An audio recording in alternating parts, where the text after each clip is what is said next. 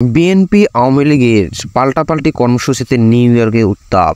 অন্তর্বর্তী সরকারের প্রধান উপদেষ্টা ডক্টর মোহাম্মদ ইউনূস জাতিসংঘের সাধারণ পরিষদের ৭৯তম অধিবেশনে যোগ দিতে ২৪শে সেপ্টেম্বর নিউ ইয়র্ক পৌঁছাবেন।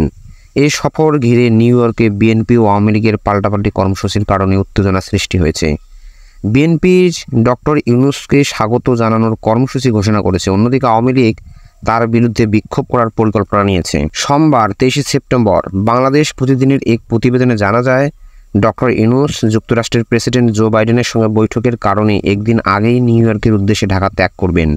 প্রধান উপদেষ্টা হিসেবে দায়িত্ব নেওয়ার পর এটি তার প্রথম বিদেশ সফর। তিনি ২৭শে সেপ্টেম্বর জাতিসংঘের সাধারণ পরিষদের অধিবেশনে বক্তব্য রাখবেন এবং ওই রাতেই ঢাকায় ফিরবেন।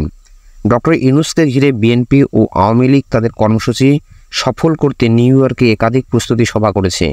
যুক্তরাষ্ট্র বিএনপির সাবেক যুগ্ম সাধারণ সম্পাদক জাকির এইচ চৌধুরী জানিয়েছেন, বিএনপি এবার ডক্টর ইউনূসকে স্বাগত জানাবে এবং আওয়ামী লীগ সরকারের আমলে খুন, গুম, নির্যাতনের বিচার চাইবে।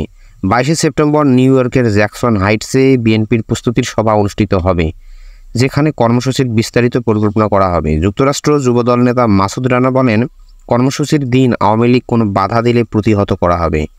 অন্যদিকে ডক্টর ইউনূসের আগমনের বিরুদ্ধে বিমানবন্দর সহ জাতিসংঘের সদর দপ্তরের সামনে বিক্ষোভ সহ বিভিন্ন কর্মসূচির কথা বলেছে আওয়ামী লীগ যুক্তরাষ্ট্র শাখা। গত ১৩ই সেপ্টেম্বর সন্ধ্যায় নিউ ইয়র্কের জ্যাকসন হাইটসে নবান্ন পার্টি হলে আয়োজিত এক সংবাদ সম্মেলনে তিনি বলেন, অসাংবিধানিকভাবে জোরপূর্বক অন্তর্বর্তীকালীন দখলদার সরকারের প্রধান উপদেষ্টা হিসেবে ডক্টর ইউনূস দেশে নৈরাজ্য ও পৈশাচিক হত্যাকাণ্ড চালিয়ে যাচ্ছেন। দেশের জনগণ শান্তিতে বসবাস করতে পারছে না। অনির্বাচিত অবৈধ দখলদার সরকারের দমননীতি ও বিশৃঙ্খলা সৃষ্টির কারণে দেশে আইন বিচার বলে কিছুই নেই। দেশ পরিচালনায় কোনো ধরনের দক্ষতা তার নেই। নিজেই বলেছেন, ছাত্ররা তাকে নিয়োগ দিয়েছেন, তাই স্বাভাবিকভাবে জনগণের কাছে তার কোনো দায়বদ্ধতা নেই।